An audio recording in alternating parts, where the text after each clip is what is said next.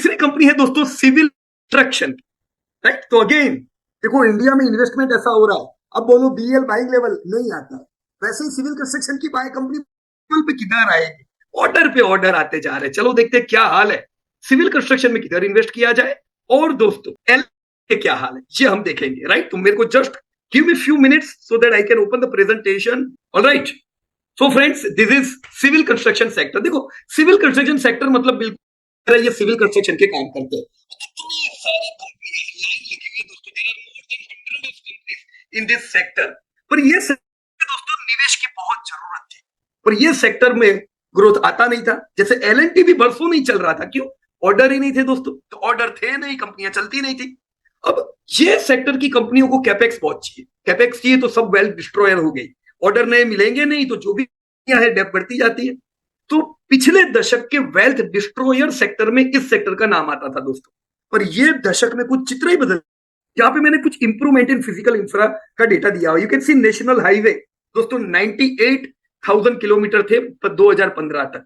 पिछले 7 सालों में आपने देखा 98,000 किलोमीटर का जो हाईवे है वो कहां पहुंच गया, 1.5 lakh kilometre. Cargo increase from 581.3 million ton to 720। Electrified rail route दोस्तों कितने थे, 22,000 किलोमीटर, 50,000 किलोमीटर के दोस्तों इलेक्ट्रिफाइड रेल रूट हुए। Aircraft movement 16 to 25, number of airport दोस्तों पिछले 74 साल में, राइट, आजादी के 74 एयरपोर्ट बने थे, तो हमने एक साल में एक एयरपोर्ट बनते देखा था। पिछले 10 साल में अकेले में हमने 75 एयरपोर्ट देखे, and this is just a beginning. अगर दोस्तों कल का आपने अपडेट देखा हो दोस्तों, कल एक साथ भारत भर हजारों प्रोजेक्ट का शिलान्यास हुआ है दोस्तों। इंफ्रा में जबरदस्त स्पेंडिंग आता जा रहा है, और ऐसे समय पे कंपनियों के पास धंधा डिस्ट्रीब्यूट हो रहा है, तो आपको देखना चाहिए कि भाई किसको लाभ होगा। मैंने यहाँ पे कुछ कंपनीज लिखी हुई है, अगर मैं ये सेक्टर का मार्केट कैप देखूं दोस्तों, सब कंपनी मिलके 1 लाख करोड़ का मार्केट कैप मिलता है, सब जितनी भी लिस्टेड कंपनी आप सिविल कंस्ट्रक्शन की देखो। पर दोस्तों इसमें 60% मार्केट कैप एक ही कंपनी के हिस्से में जाता है, और वो कौन है, राइट। तो देखो आप निश मार्केट में जा सकते हो, जैसे आपको लगता है मुझे आरवीएनएल में निवेश करना है, तो ध्यान रखो आप निवेश करोगे, देखो अभी रेलवे में जबरदस्त स्पेंडिंग है, रेलवे में सरकार पैसा डाल रही है, रेलवे की कंपनियां दौड़ेगी, पर वो निश मार्केट हुआ, आप डिपेंडेंसी हो जाती है रेलवे पे। कल रेलवे के अलावा बजट आया, वहां पे आपको फायदा नहीं होगा, तो आप पैसा डाल सकते हो, जैसा मैंने भी आपको आइडिया फोर्ज और बीएल का बताया। बड़ा पैसा किधर डालो, ऐसी जिधर चारों कोर से दोस्तों आपको ग्रोथ मिलने वाला है। निश मार्केट में कुछ पैसा डालो, तो आरवीएनएल है, फिर कौन है, राइट से ये सब कंपनी दोस्तों रेलवे डिपेंडेंट। एनबीसीसी हुई अगेन कंस्ट्रक्शन की कंपनी, गवर्नमेंट की। एनसीसी जैसी कंपनी है दोस्तों कंस्ट्रक्शन में। जीआर इंफ्रा रोड बनाने वाली कंपनी, इंफ्रा अगेन रोड बनाने वाली कंपनी।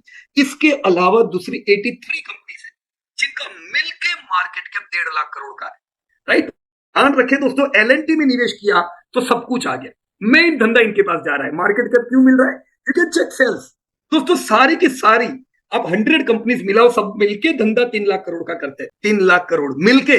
एलएनटी अकेला दोस्तों 1.3 लाख करोड़ के धंधे के लिए रिस्पॉन्सिबल है। But please bear me, India की सबसे बड़ी कंस्ट्रक्शन की कंपनी क्या करोड़ का धंधा करे, ये कोई अच्छी बात है? तो डेवलप्ड कंट्रीज में दोस्तों जो लार्जेस्ट कंपनी होती है कंस्ट्रक्शन की, ये 10-10 लाख करोड़ कवर करती है।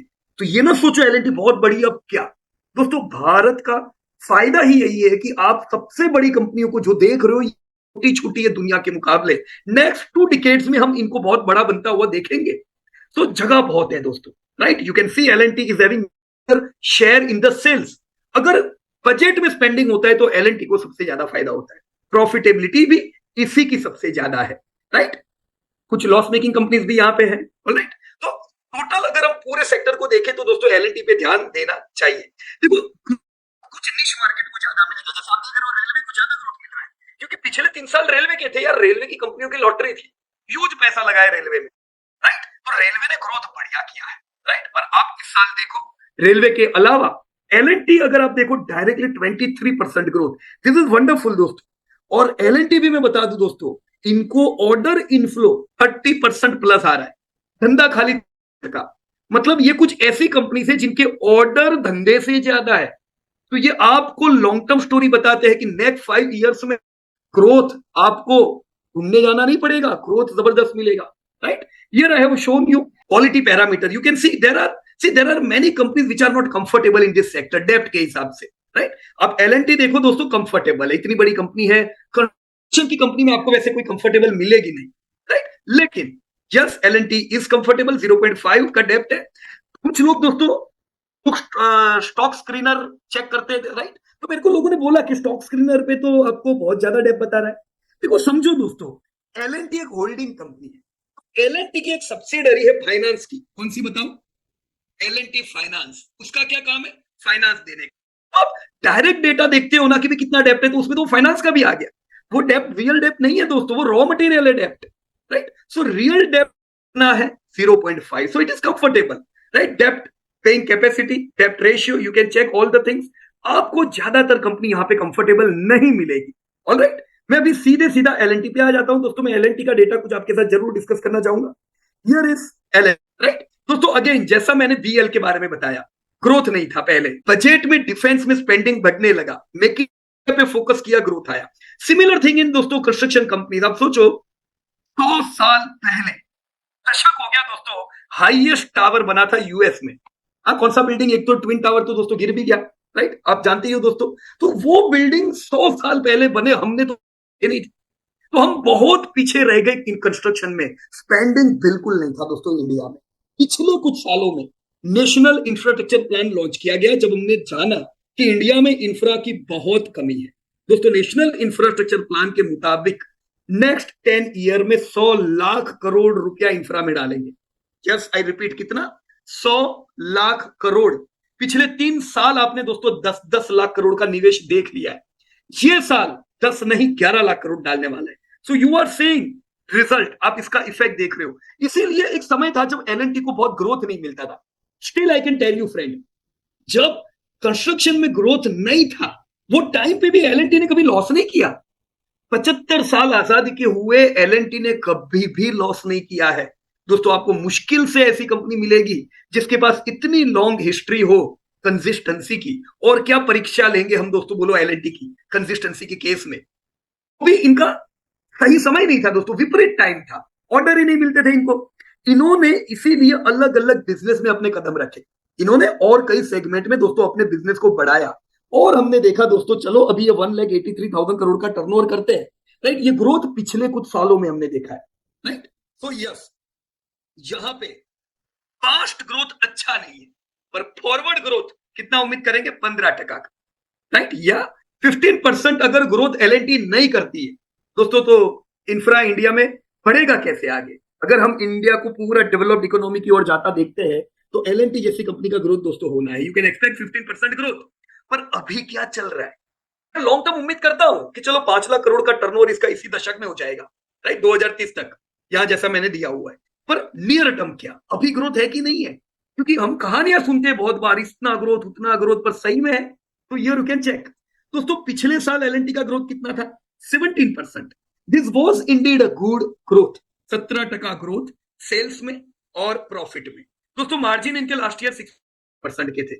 ये साल शुरुआत से ही Q1 से हमने एल में अच्छा ग्रोथ देखा है, राइट। शुरुआत के समय से अभी 9 मंथ के रिजल्ट आए, कितना ग्रोथ है दोस्तों? You can see here the growth is 23%। So you can't say growth is low.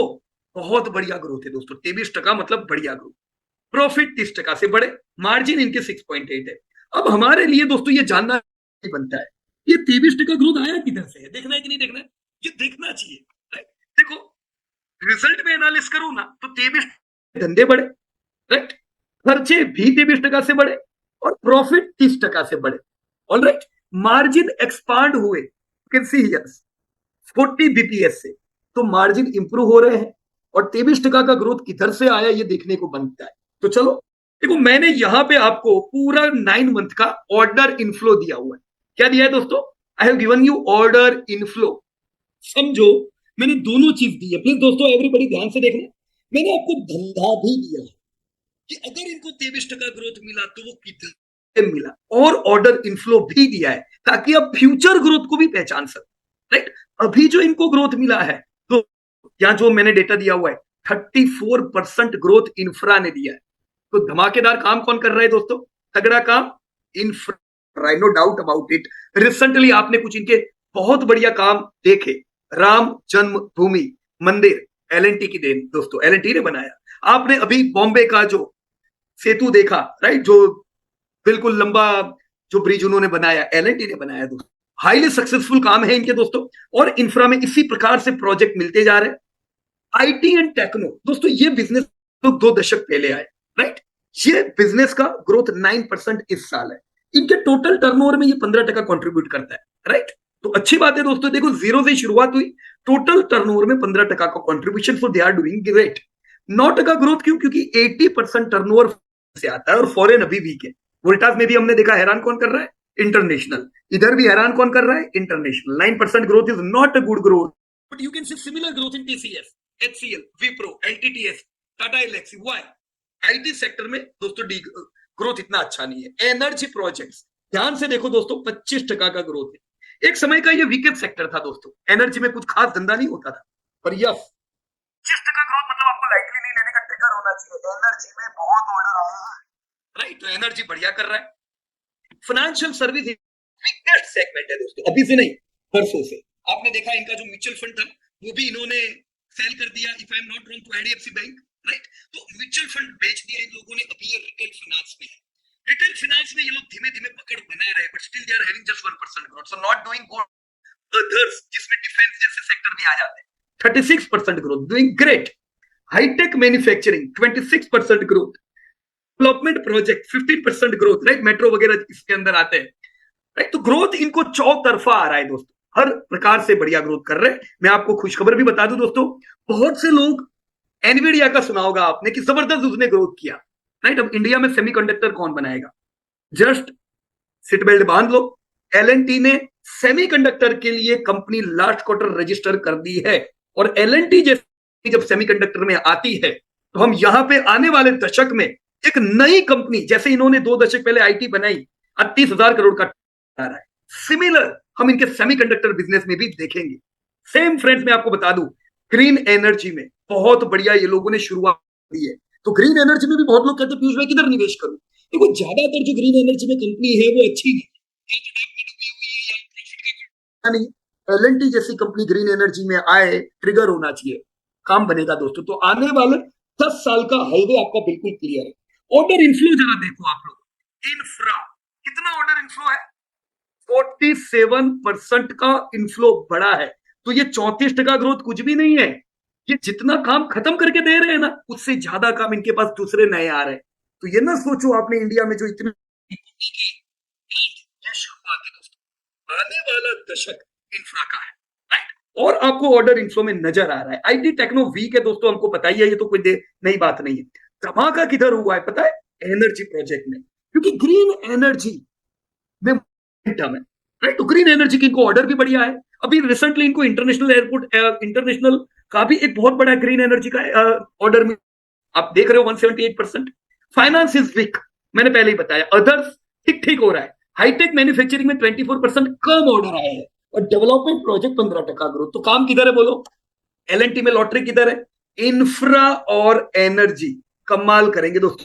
इस डेटा को देख के क्या लगता है? अरे पीयूष भाई एलएनटी बहुत बढ़ गया है, तो क्या? अरे हमने वो टाइम पे संभाल के रखे, एलएनटी बेचारा ग्रोथ नहीं करता था, अब इसको ऑर्डर पे ऑर्डर मिल रहा है, हम लोग भाग जाएंगे क्या दोस्तों? 10 साल तक एलएनटी को डिब्बे में बंद करके भूल जाओ। ये सब कंपनियां बहुत आगे जाने वाली है दोस्तों। इंडिया की ये शुरुआत, ये आप अंत नहीं देख रहे हो, दिस इज द बिगिनिंग।